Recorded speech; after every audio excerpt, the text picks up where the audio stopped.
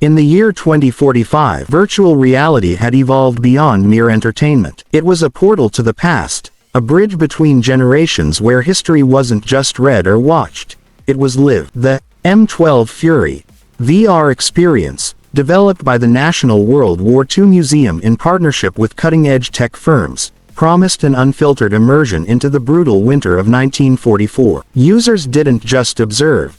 They commanded, they fought, they survived, or they didn't. The tagline echoed American grit, firepower and freedom. Relive the calculus of victory. Jack Harlan, a 28-year-old history teacher from Chicago, had always been fascinated by the forgotten weapons of World War II. His grandfather had served in the artillery, regaling him with tales of mud, shells, and the relentless roar of guns. But textbooks and documentaries fell short. When the museum offered free trials for educators, Jack jumped at it. On a crisp autumn afternoon, he strapped into the VR pod at the museum's immersive wing. The setup was state-of-the-art.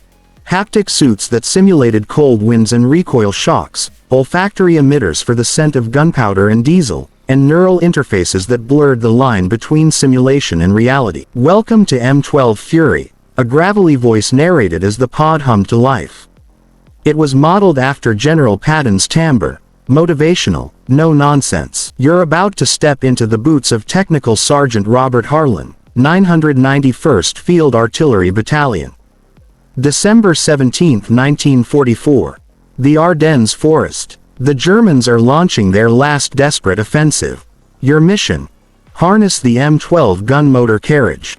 Fire from the shadows, relocate like ghosts. Embrace mobility, or dig your grave with doctrine.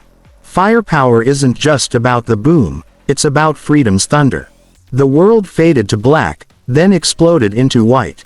Snow blanketed everything. Jack, no, Sergeant Harlan, blinked against the flurry, his breath visible in the freezing air. The haptic suit chilled his skin. He could feel the bite of -10 degrees Fahrenheit. He was crouched behind the massive steel hull of the M12, a beast of a machine. 26 tons of American engineering, mounting a 155mm gun on an obsolete M3 Grant chassis. The gun's barrel loomed like a sentinel, pointed east toward the invisible enemy lines. "Check your watch, Sarge," came a voice from his crew. Private Eddie Kowalski, a wiry kid from Detroit with a perpetual grin, even in this hell. 42 seconds since last shot.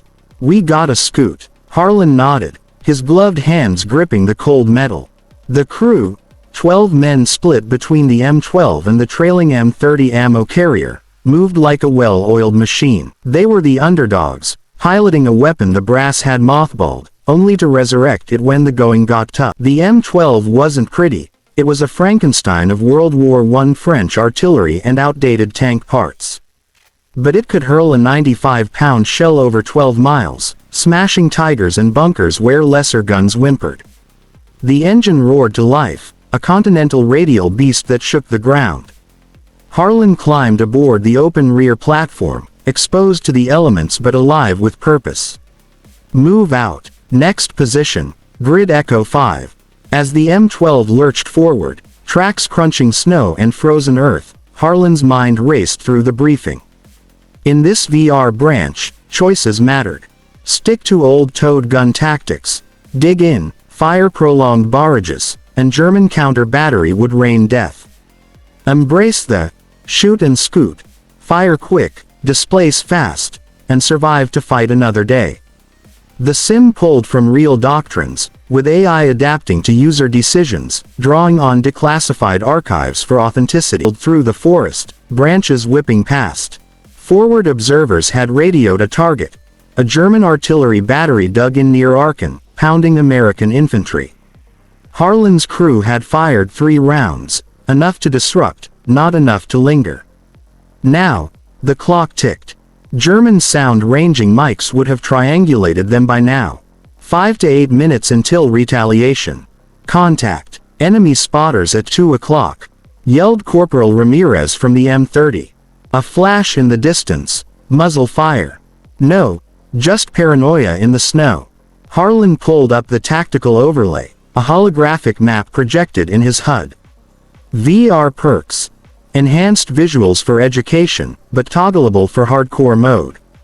He calculated the next firing position. 6 miles displacement in 35 minutes. A towed 155mm would take 3 hours, suicide in this war. They reached the new spot, a clearing shielded by pines. Spade down, Harlan ordered. The hydraulic earth spade deployed, anchoring the M12 against recoil. Crew scrambled. Shells from the M30, 95 pounds each, rammed into the breach. Propellant bags followed. Separate loading for the old French design. Target acquired. German 150mm howitzers, range 18,000 meters. Elevation 25 degrees, traverse left 7. Harlan's voice was steady, but his heart pounded. The gun boomed, recoil slamming through the chassis like a freight train. The shell arced skyward, invisible in the blizzard, flight time 45 seconds. 1 minute to displace, Kowalski shouted, already closing the breach. 2 more rounds thundered out. Then, engine gunning, they vanished into the woods. Just in time. Distant whistles grew to screams. German shells impacted their old position, earth erupting in geysers of snow and dirt. Harlan grinned fiercely. That's the calculus, boys. Fire, move, live. But the sim wasn't just action, it wove in history. As they relocated, a narrative overlay whispered. The M12 was rejected in 43, too complex, too expensive. But Overlord changed everything. Refurbished at Baldwin locomotive, bogies upgraded to Sherman style. Your battalion, the 991st, was one of 5. Real men like you turned the tide. Deeper into the Ardennes, the offensive raged. Hitler's walked am Rhine. The Battle of the Bulge caught the Allies flat-footed. German panzers sliced through lines, but American artillery held the seams. Harlan's crew linked with the 101st Airborne at Bastogne, besieged and defiant. Nuts. General McAuliffe's famous reply echoed in comms. But nuts wouldn't stop shells. Harlan's mission branched. Support the perimeter or hunt enemy guns. He chose Hunter. We're going counter-battery. Forward observer reports flashes east of Foy. The M12 pushed through knee-deep snow, engine straining. Night fell, stars piercing the cold. Flash spotting now. German observers would see their muzzle blasts. Riskier, but necessary. Position set. Load AP delayed fuse. Target. Suspected Tiger position, 4,000 yards. Direct fire mode, the M12's secret sauce. At that range, the shell penetrated 7 feet of concrete. Boom. The gun kicked, Harlan's suit vibrating with force. In the distance, a fireball bloomed, a hit on a German command bunker. But choices had consequences. Harlan had lingered a second too long for a 4th shot. Alarms blared. Incoming. German response time. 6 minutes elapsed. Shells whistled. The first struck nearby, shrapnel pinging off the hull. Casualty. Ramirez down. The sim registered hits realistically. Haptics stung like bee stings. Displace. Full throttle. The M12 roared away, but a track hit a mine, branching failure. The vehicle bogged down. More shells rained. Blackout. Respawn. Lesson. Mobility over firepower. Towed guns dig in. M12's dance. Jack restarted, wiser. This time, 3 shots and out. Success branched to a chain mission. Siege of Brest flashback. Transported to July 44, Utah Beach aftermath. The fortress city loomed. German garrison 40,000 strong under General Ramach. Bunkers with 8-foot walls laughed at 105mm howitzers. Harlan's battalion, the 557th, assigned bunker busting. Direct fire, boys. 2,500 yards, prime penetration range. The M12 crept forward under cover, infantry screening. German MG-42s chattered, but the gunshield held. Fire. The AP shell slammed into concrete, burrowing before exploding. Chunks flew. Screams echoed. Another bunker down. But Germans adapted. Counter-fire zeroed in. Harlan displaced, weaving through hedgerows. The sim-educated. Real M12s turned Brest in weeks, where months were expected. American ingenuity. Obsolete parts, unbeatable results. Back to Ardennes. Days blurred into missions. Interdicting supply lines, smashing ammo dumps, coordinating, time on target, with other batteries. Shells from dozens of guns landing simultaneously, devastation. Crew bonds deepened. Kowalski shared Detroit dreams. Ramirez, from Texas, joked about tacos post-war. Harlan, the leader, carried the weight. One wrong call, and they were statistics. Climax. Malmedy Crossroads defense. German SS panzers advancing, American lines crumbling. Observer. Tiger Battalion, grid Delta 9. Range 12 miles. Harlan calculated. Max range, high angle limited by 30-degree elevation. We traverse the vehicle. Arcs only 14 degrees. Fired. Shells arced, impacting Tigers. But Germans closed. Direct confrontation. Switched to AP. 3,000 yards. The M12 became a tank destroyer, hull down in a ditch. Boom. A Tiger brewed up, turret flying. But incoming. Panzerfaust teams flanking. Harlan's choice. Fight static or scoot. Scoot. Engine revved, displacing as rockets whizzed past. Success. Branch to victory. Bastogne relieved, Bulge contained. Narrative. Your actions mirrored the real 991st, survival through speed. The M12. Rejected, resurrected, redeemed. Fade out. Jack removed the headset, sweating despite the AC. Museum docent smiled. How was it? Intense. Felt real. The cold, the fear, the triumph. That's M12 Fury. Not just a game, but a testament to American resolve.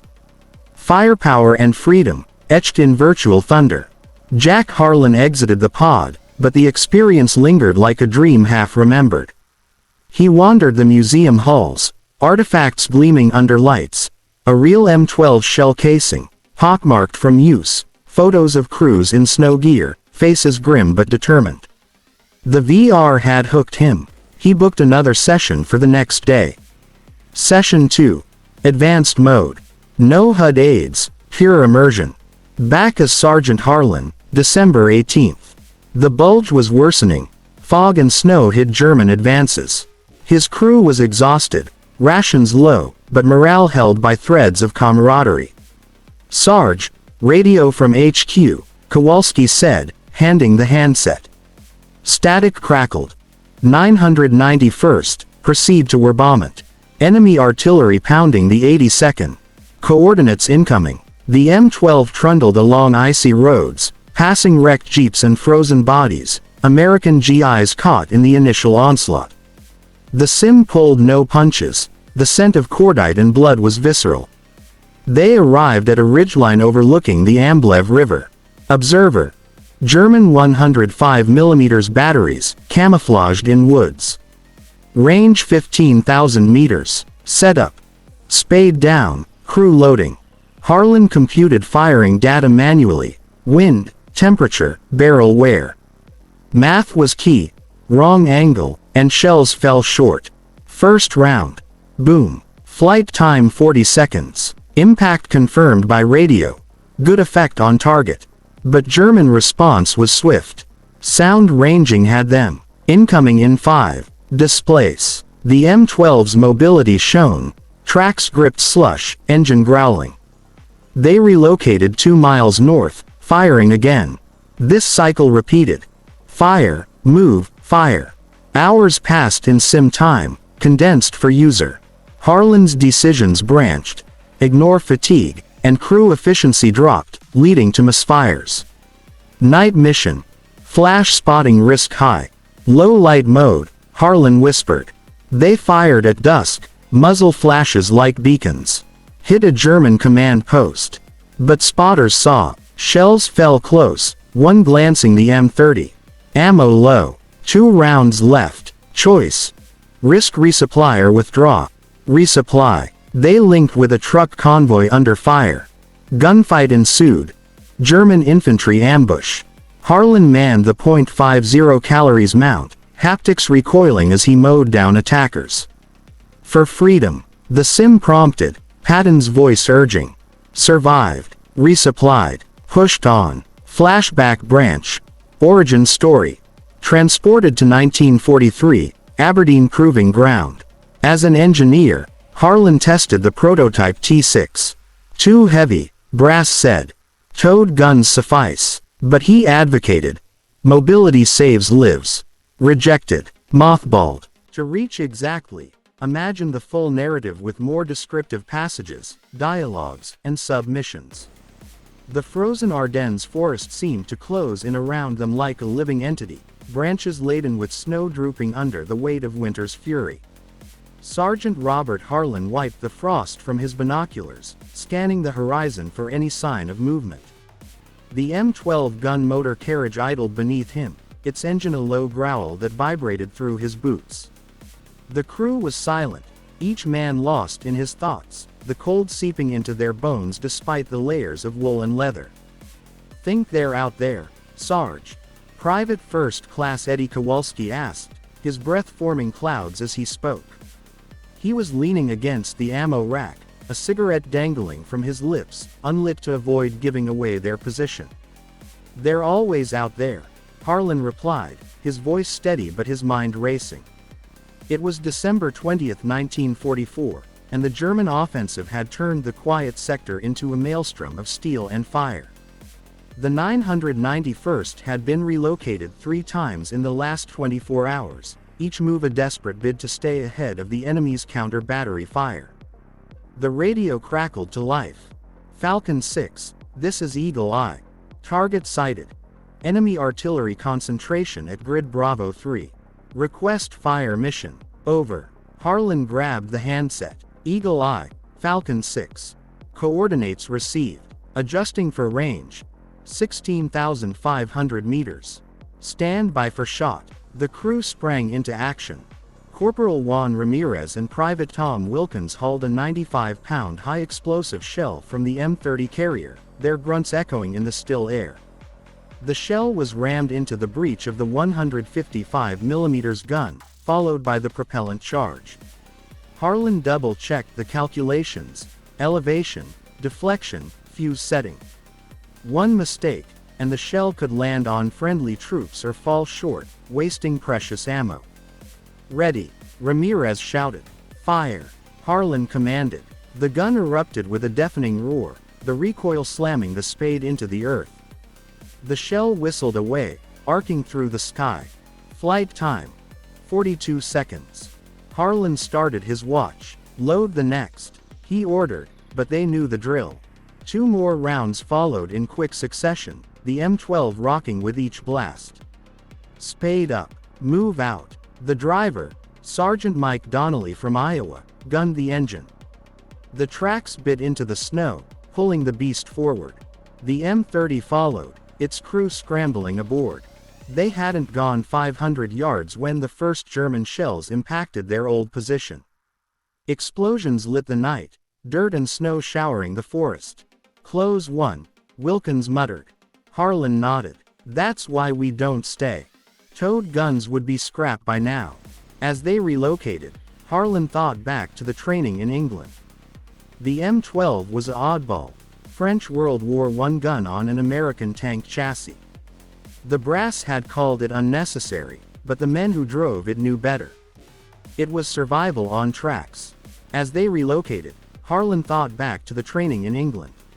The M12 was an oddball, French World War I gun on an American tank chassis. The brass had called it unnecessary, but the men who drove it knew better. It was survival on tracks. New position. A depression behind a hill. Set up again. This time, the target was a German supply convoy spotted by aerial recon. Range closer. 10,000 meters. They fired a time-on-target mission, coordinating with 2 other batteries.